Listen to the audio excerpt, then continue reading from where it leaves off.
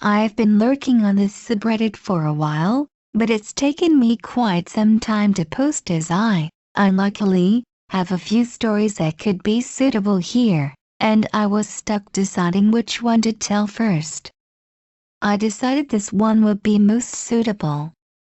This happened when I, 27, was about 14 or 15 years old.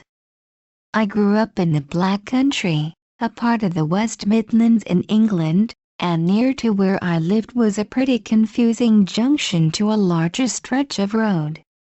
Unsurprisingly, motorists often got a bit lost or disorientated in the area.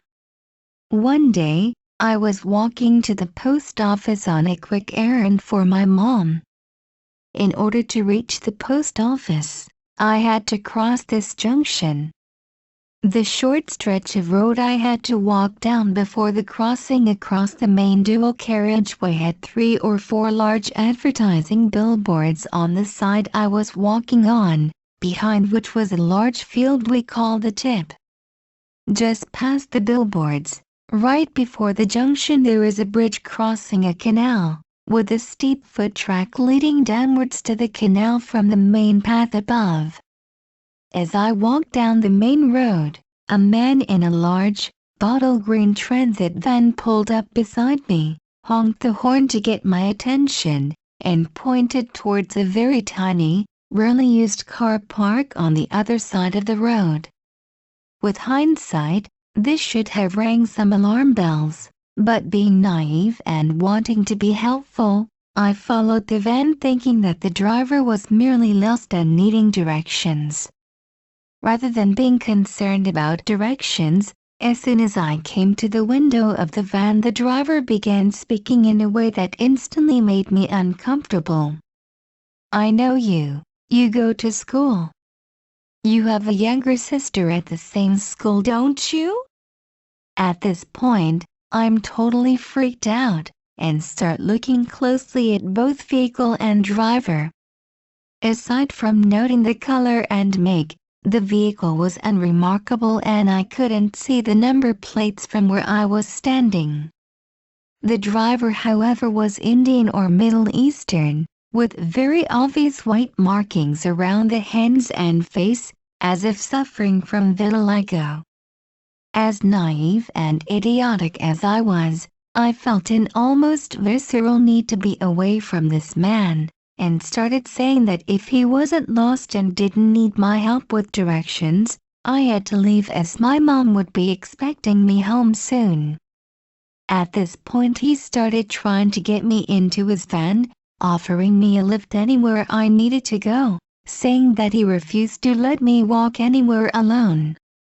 When I tried to politely decline, he got more aggressive. "I know where you hang out with your friends, you know. I know that you go to Chippy most nights after school." I had been slowly edging away from the vehicle as the man got more and more aggressive, and when I saw my chance, I dashed away from the vehicle and across the busy road as fast as I possibly could. I don't think I have ever moved as quickly before or after that moment. When I reached the other side of the road, I darted behind one of the billboards, and ran along behind all of them to reach the small path leading down to the canal. Once I arrived at what I deemed to be a safe spot underneath the bridge, I called several friends and, after explaining what had happened, asked them to meet me there and walk me to the post office. When they arrived to meet me, I was told that the man in the transit van was roaming up and down the main road I had run from, presumably looking for me. We ended up having to walk up along the canal a while and cut dangerously across the dual carriageway the junction leads onto, rather than use the crossing that was being prowled by the van man. After my mom reported all of this to the police, we were told that similar incidents had been reported in my area with a man and vehicle exactly matching my description several times in the 2 or 3 weeks prior. As far as I am aware, no one ever found out who this man was, but luckily I never saw him again after my encounter. So, Transit Van Man, please let's not ever meet again. Please, subscribe.